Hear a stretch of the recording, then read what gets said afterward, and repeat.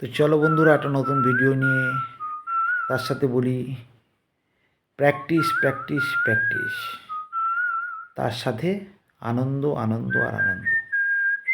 যতটা তোমরা প্র্যাকটিস করবে আনন্দটা ততটা বেশি পাবে। ছবি কি ততটা বেশি বুঝতে পারবে, ততটা কাছে থেকে বুঝতে পারবে। আর আনন্দের সঙ্গে ছবির যে কী সম্পর্ক, তখন তোমরা পার্থক্য করতে পারবে, একদম পাশাপাশি থেকে কাছাকাছি থেকে।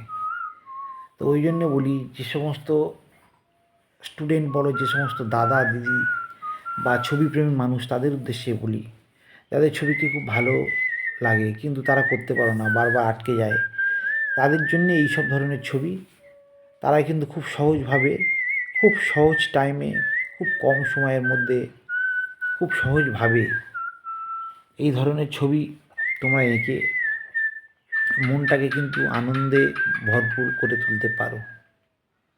যাই হোক, আমার সঙ্গে তোমাদের মনের এই মিলটা নাও থাকতে পারে, আমি আমার যে অনুভূতিটা হয় সেটাই তোমাদের সামনেই তুলে ধরলাম। তো সেই সঙ্গে বলি বন্ধুরা, ছবি আঁকো, আঁকতে থাকো, তার মধ্যে তোমরা নিজের মনটাকে অনেক বেশি শান্ত এবং আনন্দ দিতে পারবে, আনন্দ রাখতে পারবে। আর সেই সঙ্গে সঙ্গে দেখো, ছবিটা অনেকটা দূরেই চলে গেল।